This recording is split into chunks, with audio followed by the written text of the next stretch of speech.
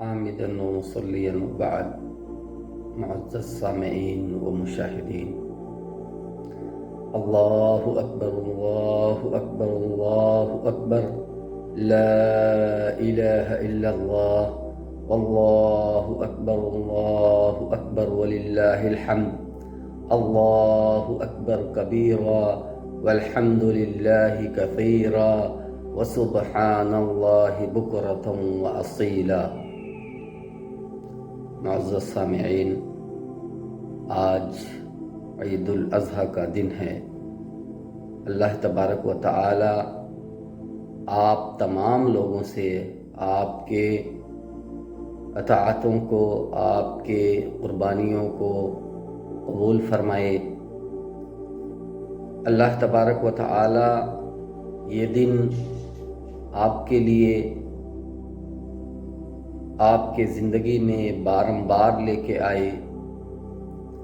اللہ تبارک و تعالی سے دعا ہے کہ اللہ تبارک و تعالی ہم تمام مسلمانوں کے لیے یہ دن مبارک بنا دے۔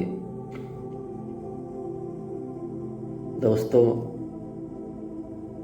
یہ عید الاضحیٰ کا دن ہے۔ یہ صرف جانور کے قربانی کا دن نہیں ہے، بلکہ اس میں آپ بہت ساری نصیحتیں، اپدیش حاصل کر سکتے ہیں۔ یہ وہ دن ہے جس دن حضرت ابراہیم علیہ السلام نے اپنے فرزند کو قربان کرنے کے لیے منی کی طرف لے کے گئے تھے، اور ان کے اندر اتنا اخلاص تھا کہ اللہ تبارک و تعالی نے جنت سے ان کے لیے جانور بھیجا۔ کیا واقعتاً ہمارے اندر بھی وہ اخلاص ہے؟ وما امروا الا ليعبدوا الله مخلصین لہ الدین۔ اخلاص کے ساتھ آپ اس کو کیجئے گا، اور عیدگاہ جاتے ہوئے اللہ اکبر لا الہ الا اللہ، واللہ اکبر وللہ الحمد، اللہ اکبر کبیرا والحمد للہ کثیرا وسبحان اللہ بکرۃ واصیلا پڑھتے رہیے گا۔ اور مسجد میں پہنچ کر کے، یا جہاں پہ عیدگاہ میں نماز ہوتی ہے وہاں پہنچ کر کے آپ اس کو پڑھتے رہیں۔ عیدگاہ کے اندر آپ جائیں گے تو کوئی بھی نفلی نماز، سنت کی نماز نہیں پڑھیں گے، لیکن اگر آپ کے عید کی نماز مسجد میں ہو رہی ہے تو آپ کو چاہیے کہ آپ سنت نہ پڑھیں، لیکن اگر کوئی پڑھتا ہے تو آپ اس کو منع نہیں کر سکتے، کیونکہ عید کے نماز کو پڑھنے کی جگہ مسجد نہیں، عیدگاہ ہے، مصلی ہے۔ اللہ کے نبی نے پوری زندگی مصلی میں یعنی عیدگاہ میں عید کی نماز پڑھی ہے۔ جب آپ مسجد میں جاؤ گے تو مسجد کا قانون نافذ ہوگا، اور مسجد کا قانون یہ ہے کہ آپ جب بھی مسجد میں جاؤ عبادت کے لیے تو سب سے پہلے 2 رکعت نماز پڑھو، اس کے بعد بیٹھو۔ لہٰذا اگر کوئی پڑھ رہا ہے تو اس کو منع نہیں کیا جا سکتا۔ جو منع کرے گا وہ 1 نمبر کا جاہل ہے۔ اس میں علماء کا، تمام علماء کا اتفاق ہے، کسی نے اس مسئلے میں کوئی اختلاف نہیں کیا۔ مسجد والے مسئلے میں، صرف عیدگاہ والے مسئلے میں علماء کا اختلاف ہے کہ آدمی پڑھے گا یا نہیں پڑھے گا۔ بہرحال اگر فتنے کا خدشہ ہے تو نہ پڑھے، یہی بہتر ہے۔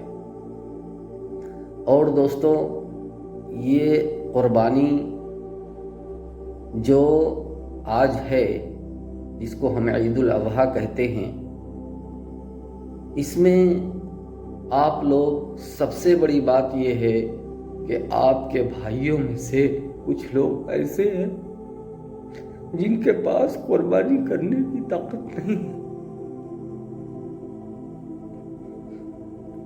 وہ غریب ہیں، لاچار ہیں، آپ کے بچے نئے نئے کپڑے پہن رہے ہوتے ہیں،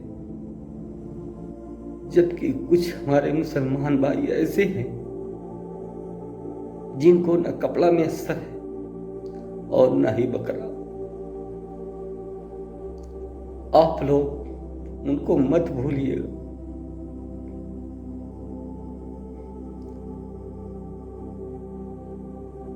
میرے بھائیوں، آپ یتیموں، مسکینوں، بیواؤں اور غریبوں کو مت بھولیے گا۔ ان کو بھی گوشت پہنچا دیجیے گا، ان کو بھی گوشت کھلائیے گا، اور کوشش کیجیے گا کہ ان کی اس طرح مدد کریں کہ ان کے بچے بھی اچھے کپڑے پہن سکیں، ان کے بچے بھی کم سے کم آج کے دن اچھا کھانا کھا سکیں۔ یہ اصل قربانی ہوگی آپ کی۔ یہ نہیں آپ نے ہزاروں روپے کا، لاکھوں روپے کا جانور ذبح کر دیا تو آپ اللہ کے نزدیک بڑے متقی ہیں، بالکل بھی نہیں۔ یاد رکھیے گا، اللہ نے آپ کو مال دیا ہے تو قیامت کے دن آپ سے سوال ہوگا۔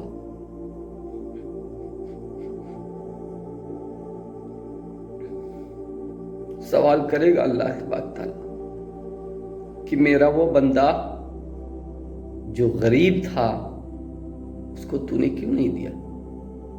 میں نے تجھے عنایت کیا تھا، یہ مال تیرے باپ کا نہیں تھا،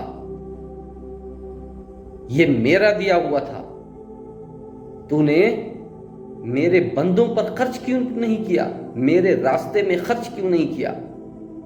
لاکھوں کی تو نے قربانی کی اور بڑے بڑے لوگوں کو بلا کے اپنے گھر پہ کھلایا، غریبوں کو کیوں نہیں کھلایا؟ ان کو کیوں نہیں بلایا؟ یہ آپ سے سوال ضرور ہوگا۔ اور ایک حدیث میں آتا ہے کہ اللہ تبارک و تعالی کہے گا کہ اے میرے بندے، میں نے تجھ سے کھانا طلب کیا، تجھ سے پانی طلب کیا، تو نے مجھے کیوں نہیں کھلایا، مجھے کیوں نہیں پلایا؟ بندہ کہے گا اللہ تبارک تعالیٰ تو تو رب العالمین ہے، میں تجھے کیسے کھلاتا، تجھے کیسے پلاتا؟ اللہ کہے گا میرا فلاں بندہ نادار تھا، مسکین تھا، غریب تھا، فقیر تھا، بھوکا تھا، تو نے اگر اس کو کھلایا ہوتا تو مجھے اس کے پاس پاتا۔ یاد رکھنا، یہ جو آپ کو پیسے دیے گئے ہیں، یہ جو آپ کو مال دیا گیا ہے اور صحت دیا گیا ہے، ہر ایک کے بارے میں سوال ہوگا۔ لہذا بھائیوں، یہ قربانی کا تہوار ہے تو آپ اپنے عزیز چیزوں کو قربان کیجیے اللہ کے راہ میں۔ غریبوں مسکینوں کو مت بھولیے، ان پر خرچ کیجیے۔ خرچ کرنے سے آپ کا مال کم نہیں ہوگا بلکہ زیادہ ہوگا۔ لَإِن شَكَرْتُمْ لَأَزِيدَنَّكُمْ، یہ اللہ کا شکر ہے جو ہم قربانی کر رہے ہیں۔ یہ کوئی ریتی، کوئی رواج نہیں ہے جس کو ہم نے ریتی رواج بنا لیا ہے، یہ عبادت ہے۔ اس کو جو ہم کر رہے ہیں یہ اللہ تبارک و تعالیٰ کے لیے کریں، یہ قربانی ہے۔